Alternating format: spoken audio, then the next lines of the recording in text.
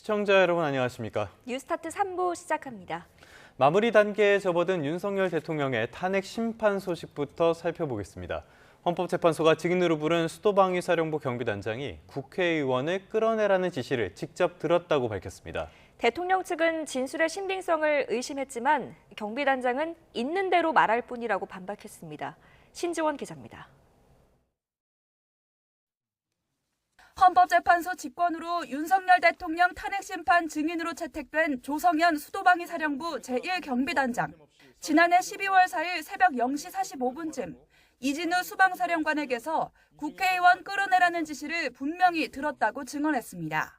정확하게 워딩이 본청 안으로 들어가라, 국회의원을 끌어내라 이렇게 했단 말입니까? 그렇습니다. 내부로 들어가서 의원들을 끌어내라. 또 당시 지시가 부적절하다고 생각해 재고를 요청했지만 받아들여지지 않았다면서 이 사령관이 특전사가 국회의원을 끌고 나오면 이동할 수 있도록 지원하라고 했다고도 말했습니다. 국회를 통제하는 문제도 그렇고 또 의원을 끌어내라는 문제를 과업도 그렇고 그것을 들었던 군인 누구도 그걸 정상적이라고 생각하지는 않았을 것으로 저는 생각합니다. 이에 대해 윤 대통령 측은 조 단장이 거짓말을 하고 있다고 주장했지만 본인이 증언한 내용들이 객관적 상황과 맞지도 않고 밑에 부하 직원들의 진술과도 맞지도 않습니다. 그리고 본인도 진술을 다시 번복하고 있습니다. 조 단장은 있는 그대로 말할 뿐이라고 반박했습니다. 제가 아무리 거짓말을 해도 제 부하들은 다 알고 있습니다. 저는 일체 거짓말을 할 수도 없고 해서도 안 된다고 생각합니다. 조 단장은 지난 4일 탄핵 심판에 출석한 곽종근 특전사령관에 이어 국회의원 끌어내라는 지시를 직접 들었다고 증언한 군 관계자입니다. 조 단장은 다만 4명이 들어가 1명씩 끌어내라거나 총을 쏴서라도 문을 부수고라도 끄집어내라는 표현은 들은 적이 없다고 말했습니다. YTN 신지원입니다. 증인으로 출석한 조태용 국가정보원장은 홍장원 전 차장의 메모와 관련해서 사실관계가 다르다고 윤 대통령을 엄호하고 나섰습니다. 이에 대해서 홍 전 차장은 이른바 정치인 등 체포 메모와 관련해서 논란을 제기하는 건 신뢰성 물타기로밖에 볼 수 없다고 반박했습니다. 백정규 기자의 보도입니다. 윤 대통령 측 증인으로 나선 조태용 국가정보원장은 정치인 등 체포 메모 관련 홍장원 전 차장의 증언을 두고 거짓으로 생각한다고 강조했습니다. 홍장원 차장의 그 메모 그리고 홍장원 차장의 증언에 대해서 증언의 신뢰성에 대해서 저는 강한 의문을 가집니다. 그러면서 홍 전 차장이 비상계엄 당시 체포 관련 메모를 공관 앞에서 적었다고 증언했는데 CCTV를 확인해 보니 사실관계가 달랐다며 당시 홍 전 차장이 공관이 아닌 국정원 청사에 있었다고 주장했습니다. 또 관련 메모가 홍 전 차장과 보좌관이 작성한 것을 포함해 모두 4종류가 존재한다면서 증거가 오염됐다는 취지의 발언도 이어갔습니다. 저도 헌재 기록을 보니까 지난 화요일 아주 구체적으로 설명을 했는데 그 내용의 뼈대가 사실과 다른 겁니다. 이에 대해 홍 전 차장은 YTN과의 통화에서 조 원장의 증언을 조목조목 반박했습니다. 메모 작성 위치에 대해서는 공간과 사무실은 겨우 3분 거리라며 CCTV로 전체 동선을 공개해야 하고 메모에 대한 사실관계는 인정하면서도 관련 논란을 제기하는 건 신뢰성 물타기라고 생각한다고 강조했습니다. 윤 대통령도 직접 발언 기회를 얻어 홍 전 차장의 증언 신빙성 흔들기에 나섰는데 제가 전화를 딱 받아보니까 홍장원 1차장 목소리가 저도 반주를 즐기는 편이기 때문에 딱 제가 보니까 벌써 술을 마셨어요. 본인도 인정했고. 정치인 등 체포 관련 메모는 탄핵 심판의 핵심 쟁점인 만큼 이와 관련한 진실 공방은 더 심화할 것으로 보입니다. YTN 백종규입니다. 다음 소식입니다. 김하늘 양을 살해한 혐의를 받는 대전의 초등학교 교사가 범행 당일 오전 다음 날부터 출근하지 말라는 권유를 받았던 것으로 확인됐습니다. 범행 동기를 확인하기 위해서 수사에 나선 경찰, 교사의 건강 상태를 고려할 때 현재 조사가 어려운 상황이라고 밝혔습니다. 김기수 기자입니다. 김하늘 양을 살해한 혐의를 받는 40대 교사 A씨에게 교육당국이 범행 직전 출근하지 말라고 말했던 것으로 확인됐습니다. 교육지원청 담당 과장과 장학사가 범행 당일인 지난 10일 오전 학교 관리자와 면담을 진행했고 A씨에게 다음 날부터 출근하지 말라고 권유한 것으로 파악됐습니다. 특히 면담 과정에서 교사 A씨에게 병가나 연가를 쓰도록 했고 이를 거부할 경우 학교장 차원에서 경고하도록 의견도 제시했습니다. 교육청 관계자는 교사 A씨가 학교 생활에 어려움을 겪고 있는 것으로 보였다면서 학교에 나오지 않게 조치하고 다른 방법을 찾아보려 했다고 설명했습니다. 또 질병휴직을 다시 내도록 권고하고 응하지 않을 경우 직권면직이나 질병휴직심의위원회를 여는 방안도 안내한 것으로 파악됐습니다.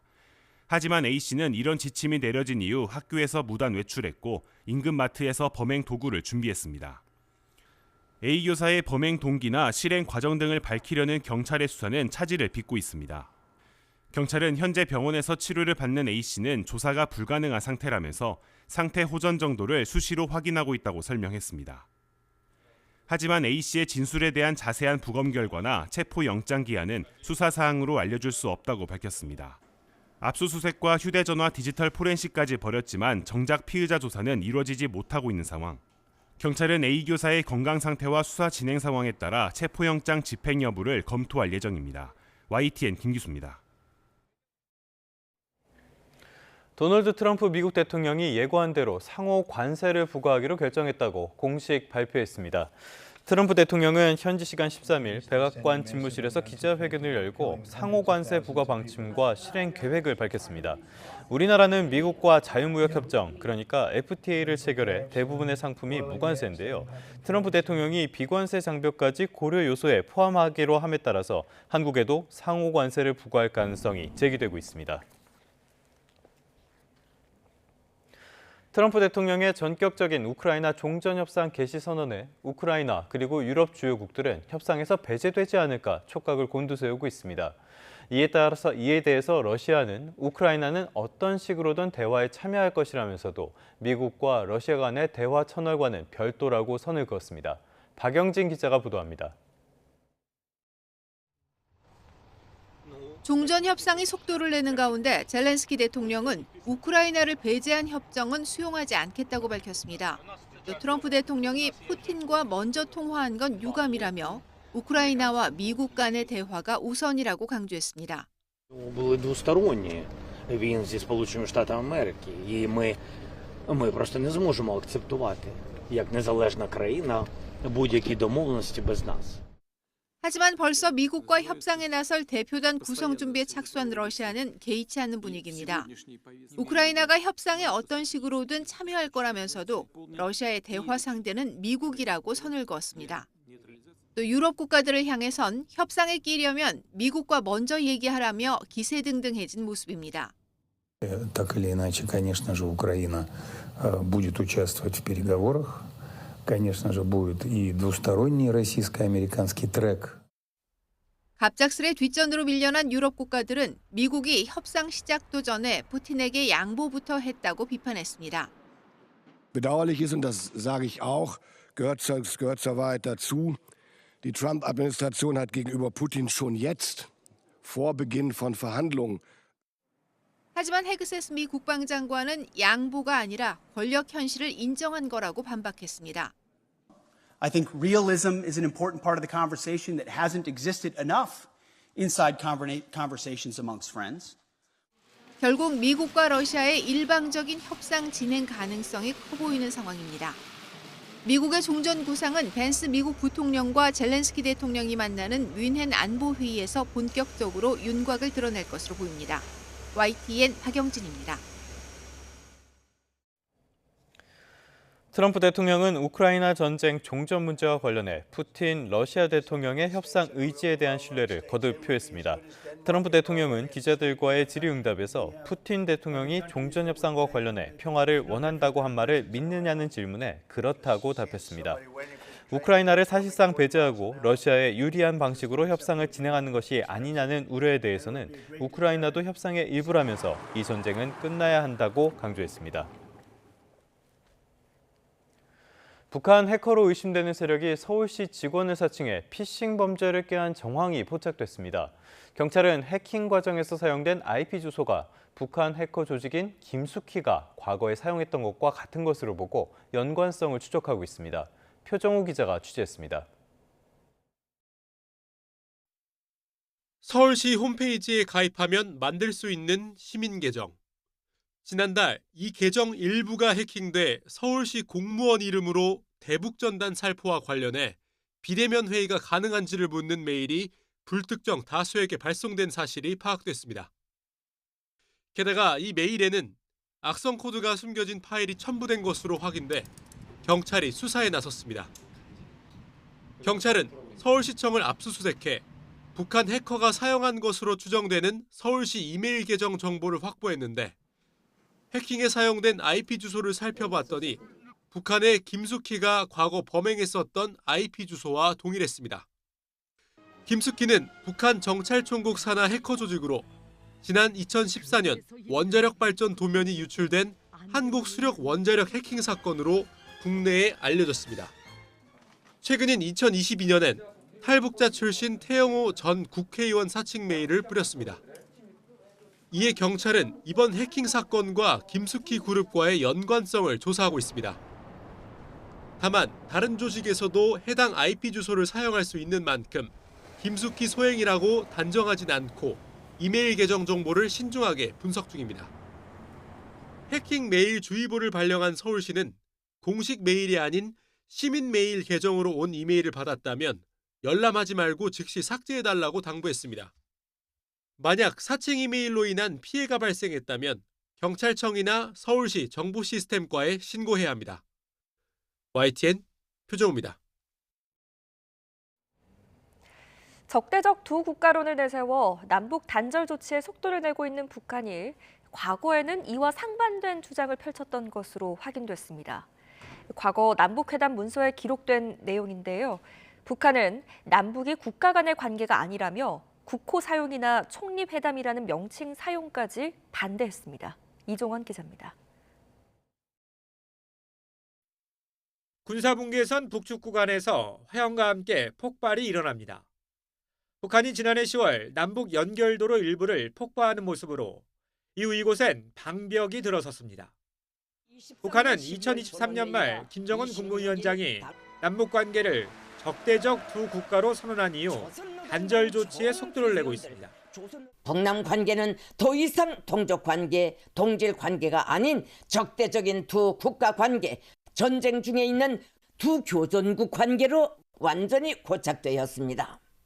그러나 최근 공개된 김일성 주석 집권 시기인 1980년대 후반 남북회담 관련 문서들을 보면 이와 배치되는 북한의 주장이 곳곳에서 발견됩니다. 합의서에 국호를 표기하고 회담 명칭을 총리회담으로 하자는 우리 측의 제안을 북한이 반대한 게 대표적입니다. 당시 북한은 국가와 국가 관계로 오인시킨다는 이유로 반대하면서 한 나라 안에서 같은 민족끼리 하는 교류라고 회담의 성격을 규정했습니다. 휴전선 북은 남북을 가로지르는 방벽에 대한 입장도 마찬가지였습니다. 당시 우리 군이 구축한 대전차 방어용 방벽을 영구 분열의 상징, 두 개의 조선 조작이라고 맹비난했는데 지금의 입장과는 180도 다른 주장입니다. 북한이 자신감이 있을 때는 하나의 한반도 정책이었지만 체제 경쟁에서 실패를 절감하고 있는 김정은 정권은 완전히 분리된 북한의 독재 정권만을 위한 정책을 실시하고 있다 이렇게 볼 수 있죠.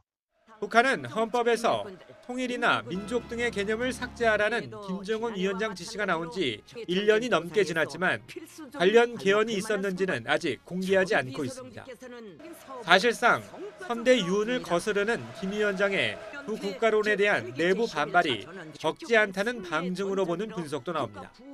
YTN 이종원입니다. 지난달 발생했던 에어부산 여객기 화재 원인으로 보조 배터리가 지목되면서 정부가 안전관리에 칼을 빼들었습니다. 배터리 자체를 기내 선반에 보관하지 못하도록 하고 또 반입 개수도 5개로 제한하는 한편 이제는 전자담배도 관리 대상에 포함됐습니다. 다음 달부터 달라지는 안전관리 방안을 박기환 기자가 전해드립니다. 친구를 하나 주지. 기내 보조 배터리 안전관리 방안의 핵심은 대상은 확대하고 절차는 강화했다는 점입니다. 먼저 보조 배터리와 전자담배 모두 기내에 가지고 타야 하고 머리 위 선반 대신 좌석 주머니 등 눈에 보이는 곳에 보관해야 합니다. 연기 발생, 과열 또는 부풀어 오름 등 이상 징후 발생 시 즉각 대응할 수 있도록 승객이 몸에 소지하거나 항공기 좌석 주머니에 보관해야 합니다. 탑승 전 사전 준비도 필요합니다. 보조 배터리 충전 단자에 금속성 물질이 닿았을 때 스파크가 발생할 수 있습니다. 이를 막기 위해 앞으로는 단자에 덮개를 씌우거나 단자 부분을 절연 테이프로 막아야 합니다. 여의치 않을 때는 비닐봉지에 별도 보관할 수도 있습니다. 기내 반입 가능한 배터리 충전 용량과 개수도 제한됩니다. 160W 이하의 보조 배터리에 한해 항공사 승인을 거쳐 기내에 가지고 탈 수 있습니다. 일반 보조 배터리의 경우 대부분 100W 이하에 해당합니다. 혹시 모를 화재를 막기 위해 기내에서 보조 배터리를 직접 충전할 수 없지만 휴대전화와 노트북 등 자체적으로 합선 방지 장치가 내장된 경우에만 충전이 가능합니다. 다음 달부터 시행되는 이번 안전관리 방안은 우리 국적 항공사에 국한됩니다. 정부는 보조 배터리와 에어부산 여객기 화재의 연관성이 확인되면 국제 민간 항공기구 등에 요청해 외항사까지 안전관리 대상을 확대해 나갈 방침입니다. YTN 박견입니다. 자, 이제 정말 막바지입니다. 어제 있었던 8차 변론 상황, 손정혜 변호사와 이야기 나눠보도록 하겠습니다. 변호사님, 어서 오십시오. 안녕하세요. 먼저 가장 이 주목을 받았던 증인 가운데 한 명이에요. 조태용 국정원장 체포 명단. 이 부분이 굉장히 이슈가 되고 논란이 됐었는데 여기에 대해서 의혹이 제기가 됐어요. 어떻게 보셨습니까? 네, 결국은 홍장원 차장의 진술의 신빙성을 어떻게 인정할 것이냐. 조태용 국가원장이 그 당시에 비상계엄에서 국가원장으로서 어떤 역할을 부여받았고 계엄 사건에 대한 사전의 모의가 있었는지 여부, 특히 영장 없는 체포와 관련한 주요 인물들에 대한 체포 지시가 있었는지 여부를 확인하기 위한 증인신문 절차였다. 이렇게 보셔야 될 것 같고요. 그 신빙성 여하를 판단하기에 가장 중요한 것이 그 체포 명단이 적힌 메모가 실존했는가. 그게 굉장히 높은 신뢰성을 가지는가가 굉장히 중요했습니다. 다만 조태용 원장이 나와서 일부 세부 사실과 관련해서는 홍장원 차장의 진술의 신빙성을 인정하기 어렵다는 취지의 증언을 하고 갔었거든요. 다만 또 핵심적인 부분과 관련해서는 그 당시에 홍장원 차장이 여러 사람에 대해서 체포 취지의 어떤 보고나 내용을 들었다는 사실과 그 당시에 메모를 보좌관을 시켜서 작성했다라는 주요 사실은 또 인정을 하고 갔기 때문에 결국은 관련해서 체포 명단이 있었는가, 그리고 체포와 관련된 지시가 홍장원 차장을 통해서 대통령이 직접 전한 사실이 있는가는 결국 재판관들이 여러 사람들의 진술과 객관적인 사실 그리고 증거로서 평가를 해야 되는 문제만 지금 남아있는 상황입니다. 네네.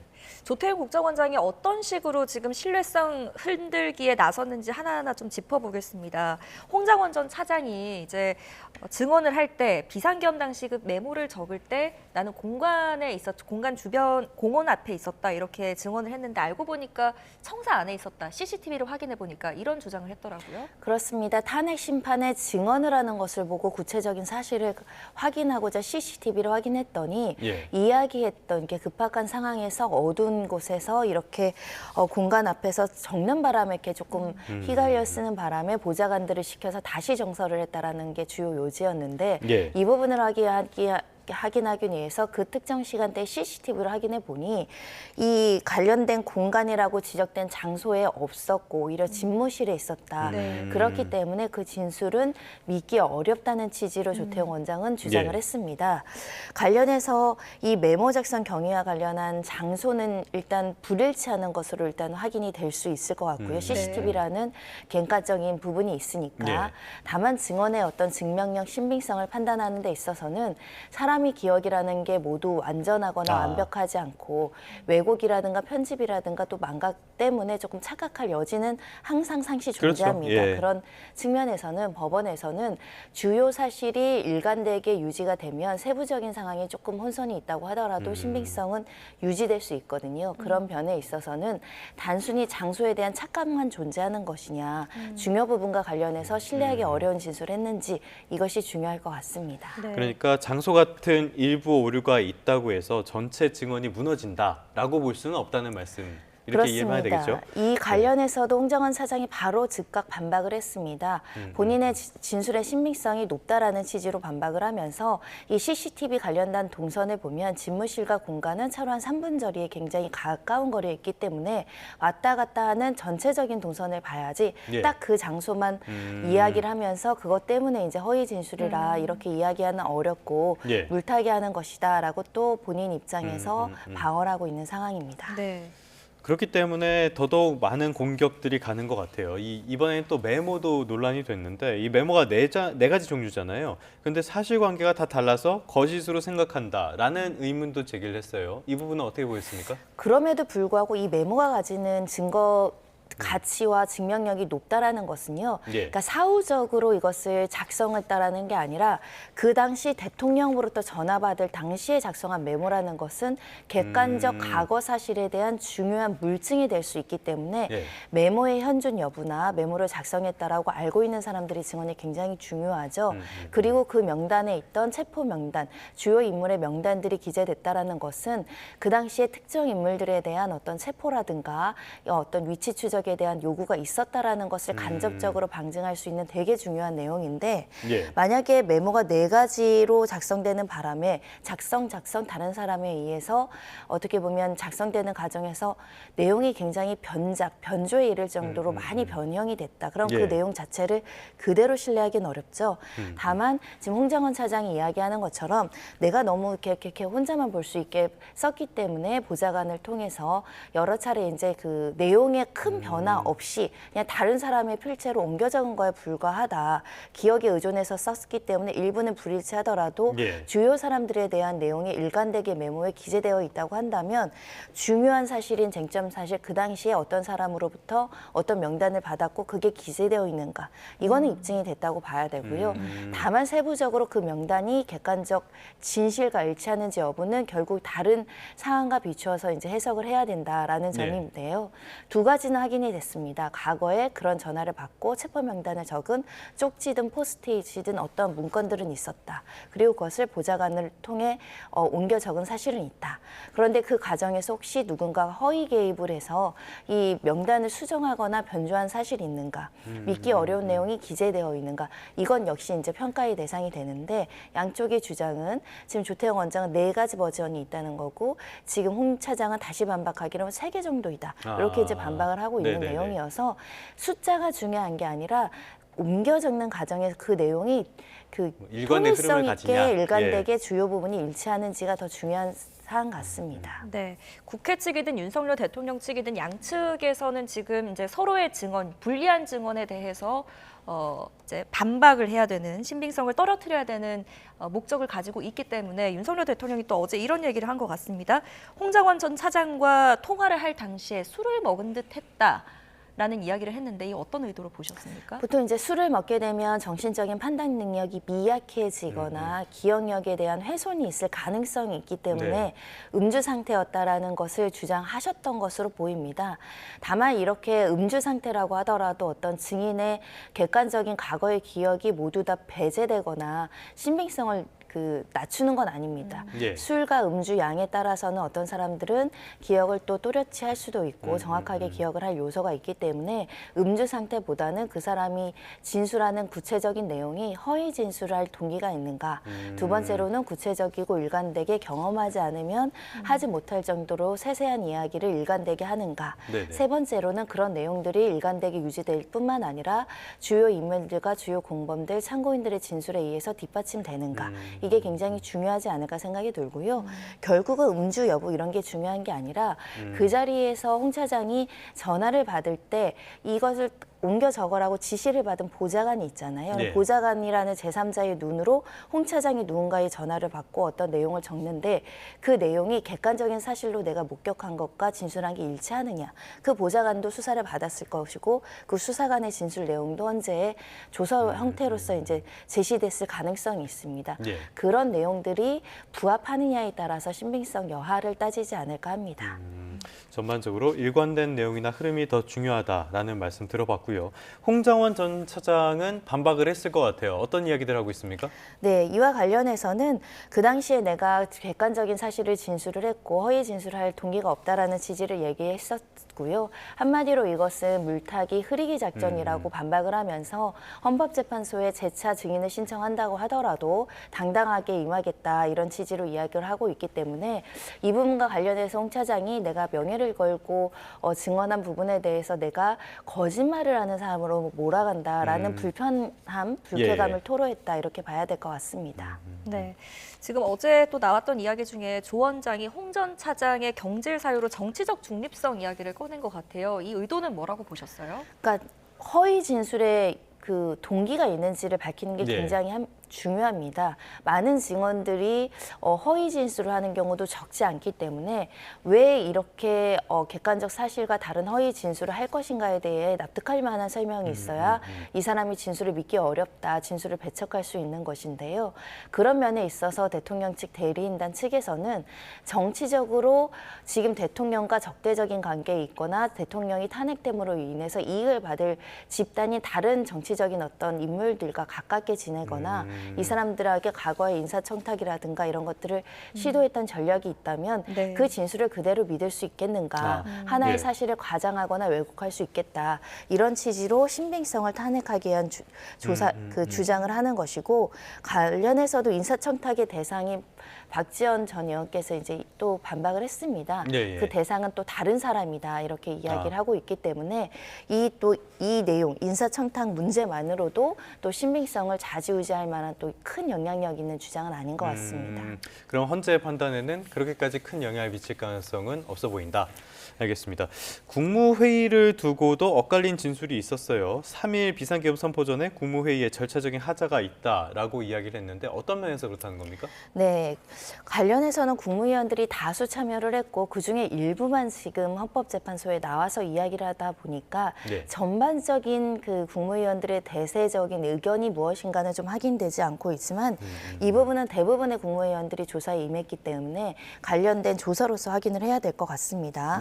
일단 첫 번째로는 이 국무회의 성립과 관련한 규정이나 절차를 지켰는가와 관련해서는 개의 절차가 있었나, 의사정족수가 있었나, 사전에 안건을 설명하거나 이것을 정식적으로 보고하는 내용들이 있었나, 회의록이 작성되었는가, 국무위원들이 부서를 했는가에 대한 종합적인 질문들이 이제 이상민 전 장관이라든가 국방부 장관이라든가 이런 사람들에게 주어졌다라고 봐야 될 것 같은데요.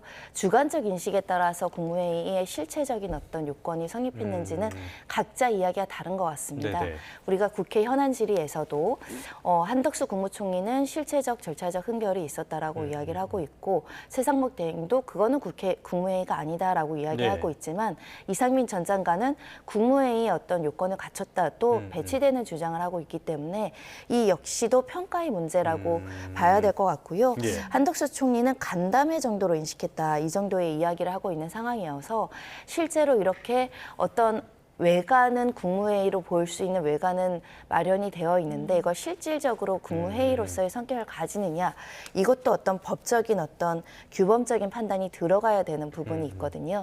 결국은 헌법재판관 또는 형사재판에서 판단을 해야 되는 요소가 될 것 같습니다. 네, 이번 탄핵 심판에서는 이제 계엄 당시 윤 대통령이 언급한 것으로 알려진 체포 대상자 명단 관련 내용이 이제 집중적으로 다뤄졌는데 재판부도 어제 좀 적극적으로 질문을 하는 것 같더라고요. 이 모습 어떻게 보셨어요? 네, 재판관들은 실체 진실을 발견하기 위한 모든 어떤 질문과 관련된 부분에 대해서 증거 조사를 해야 되는 책무가 있는 사람이기 때문에 관련된 주요 인물들에 대해서 직접 신문하는 모습을 보였습니다.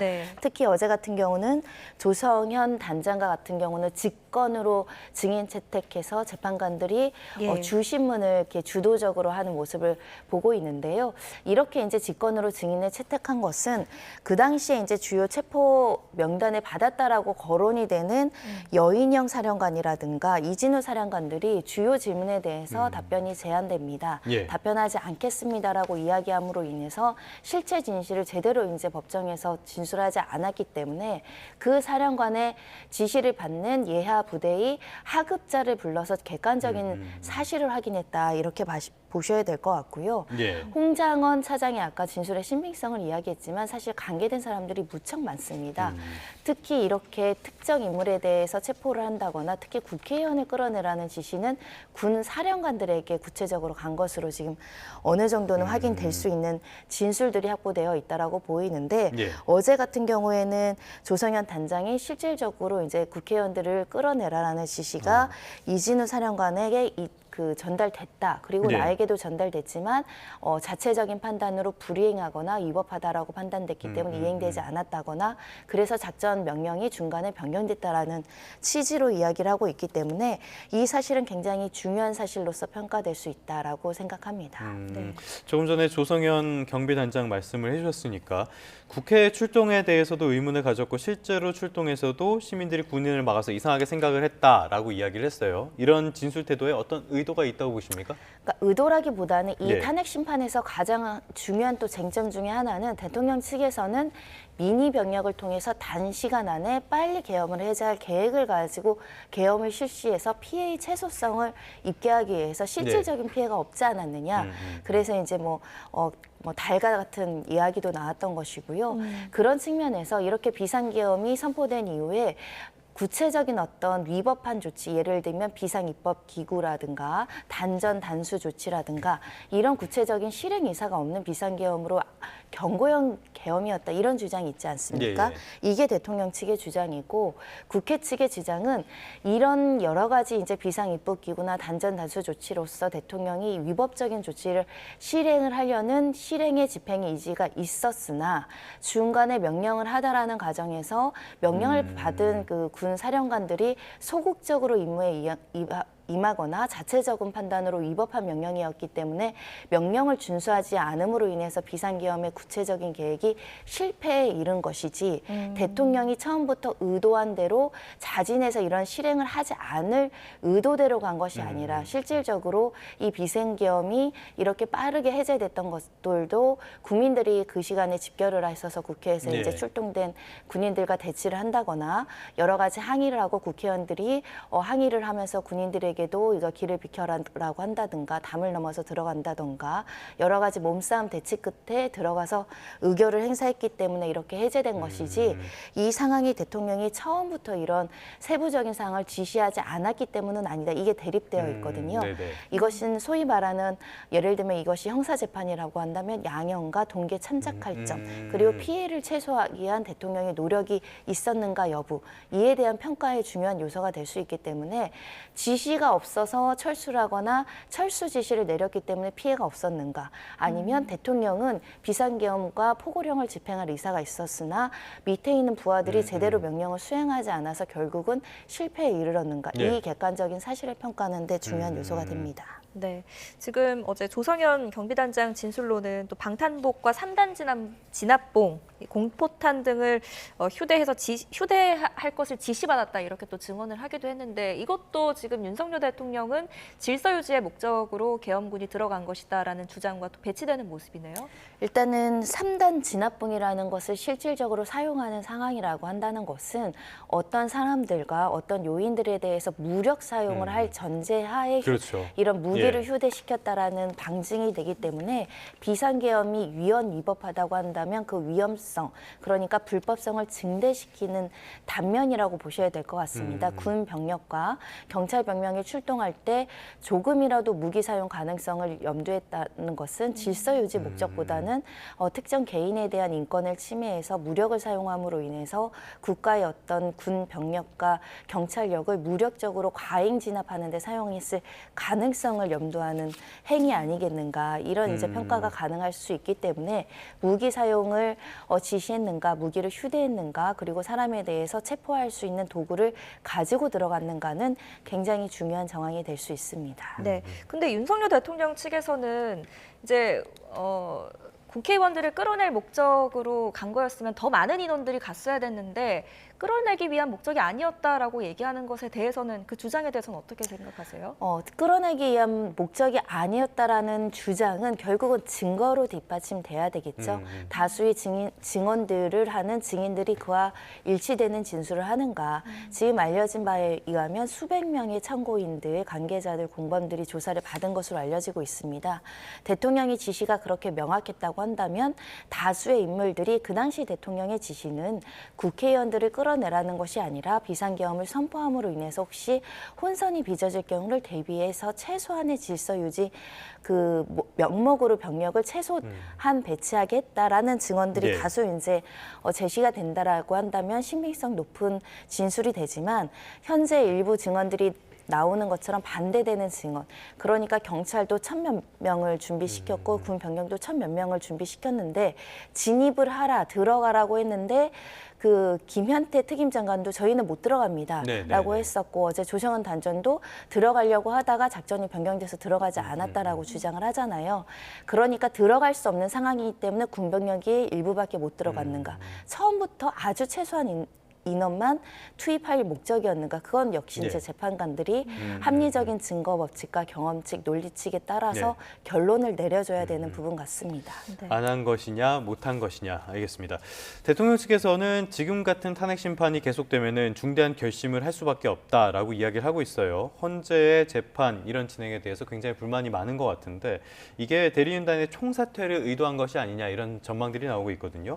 실제로 사퇴를 할 가능성. 그리고 실제로 사퇴를 하게 되면 이게 심판에 미칠 영향 어떻게 보십니까? 네, 가능성 있어 보입니다. 지금 헌법재판소의 어떤 절차들 지켜봤을 때는 사실 대리인단도 굉장히 강경하게 지속적으로 방어권을 침해한다는 태도를 보이고 있고 그리고 이와 더불어서 또 장외에서는 헌법재판소의 어떤 신뢰도나 이런 것들을 공격하는 분들, 이 부분과 관련해서 불복을 시사하는 분들이 있기 때문에 그 주장을 강화하기 위해서라도 마지막 최후 변론의 불참함으로 인해서 강력한 메시지를 던질 가능성은 배제하기 어려운데요. 근데 일단 법률적으로만 보면 이렇습니다. 일단 그것이 정치적으로 유효적절한 선택이 될지는 이제 다른 평가의 문제지만 법정에서 최후 진술과 아주 중요한 변론의 기회를 제공을 하고 방어권 행사를 하기 위한 절차를 보장을 했음에도 불구하고 그것을 무단히 이제 참여를 안 한다고 한다면 기본적으로 불이익한 결과가 있는 거죠. 내가 주장할 수 있는 기회를 잃어버리니까요. 그런 면에 있어서 보통의 대리인단은 특정한 사정이 없으나 선임계를 냈다, 사임계를 내지는 않습니다. 변론 기회를 스스로 이제 참여하지 않는 선택을 안 한다라는 것이죠. 이렇게 전원 사퇴를 한다라고 하더라도 헌법재판소가 그 전원 사퇴에 어떻게 좌지우지되지 않고 주어진 일정을 계속 해 나갈 가능성이 매우 높거든요.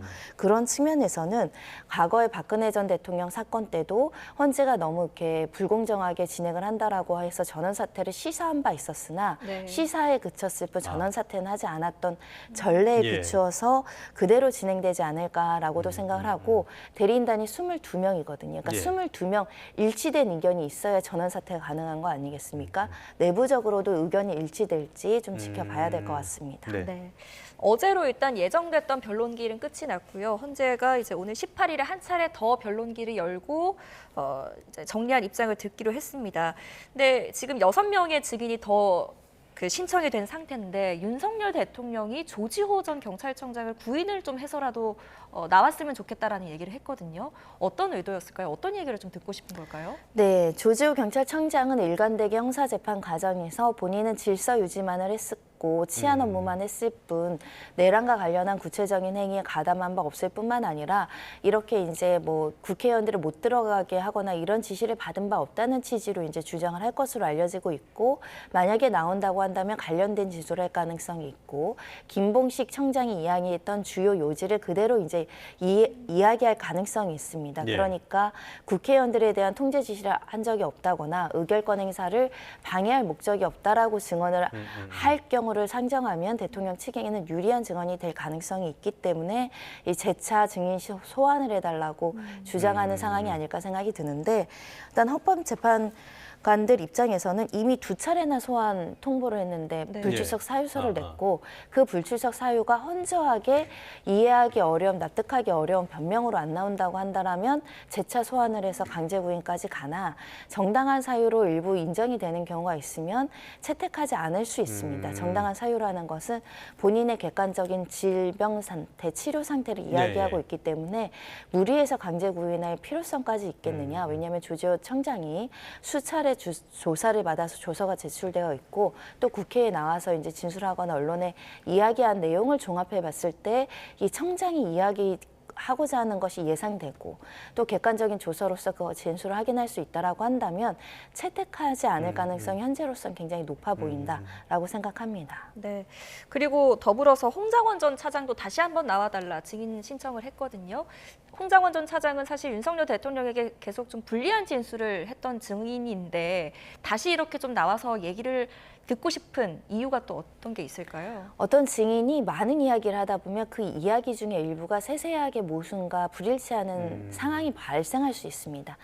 저희가 어제 있었던 일을 저한테 물어보시면 제가 A라고 얘기했다가 기억의 혼선 때문에 A 다시라고 얘기하는 경우도 종종 있죠. 네. 거짓말을 진술할 의도가 아니라 그냥 기억이 완벽하지 않기 때문입니다. 그런 점들을 보면 이 사람의 말이 바뀌었다. 지난번 진술과 번복됐다고 한다면 신빙성을 떨어뜨릴 수도 있는 부분이고 그 이에 조태용 원장이 나와서 홍장원 차장과 관련한 객관적인 사실에 대해서 반박을 했기 때문에 그 부분에 대한 입장을 확인할 필요성이 있다. 이렇게 이제 주장하는 것으로 추정되나 중요한 거는 우리가 일반 법정에서도 같은 직은을 같은 시점에서 2번 부르는 일은 통상 네네. 없습니다. 네. 그런 측면에서는 아주 중요한 사정 변경이 있다라고 보이지 않아서 재차 소환 대상이 될 것 같지는 않습니다.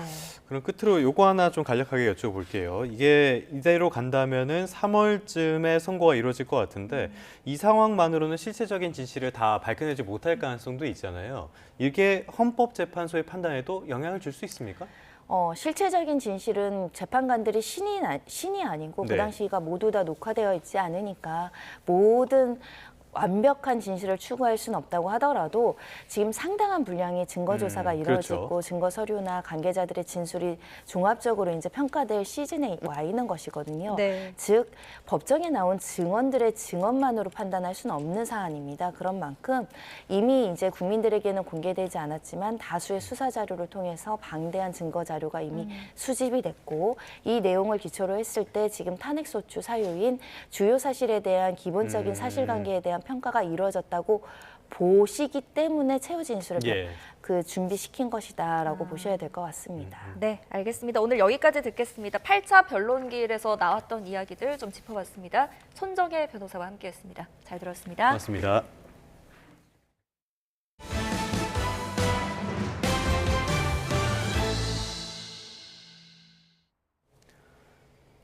네, YTN 뉴스타트 끝으로 출근길 날씨 살펴보겠습니다. YTN 야외 스튜디오 연결해 봅니다. 고은재 캐스터. 네, 고은재입니다. 오늘 출근길에는 큰 추위는 없다고 예보가 나왔습니다. 지금 어떻습니까? 네, 그렇습니다. 지난주부터 출근길 날씨가 굳은 날이 무척 많았는데요. 오늘은 큰 추위도 또 눈비 소식도 없습니다. 현재 서울 기온이 영하 1도 선으로 어제 같은 시각보다 무려 5도가량 높고요. 한낮에는 10도까지 올라서 마치 초봄처럼 온화하겠습니다. 네, 그런데 오늘 새벽에 출근할 때 보니까 눈이 곳곳에서 아직 녹지 못한 곳이 많이 보이더라고요. 네, 현재 대부분 지역에서 그제 내렸던 눈이 녹지 못하고 쌓인 곳이 많은데요. 여기에 밤사이 기온이 떨어지면서 낮 동안 녹았던 도로도 곳곳에서 다시 얼어붙었습니다. 오늘 출근길 특히 이면도로나 골목길에서는 계속해서 미끄럼 사고에 주의가 필요하겠습니다. 오늘 이동성 고기압의 영향권에서 전국 하늘이 대체로 맑겠습니다.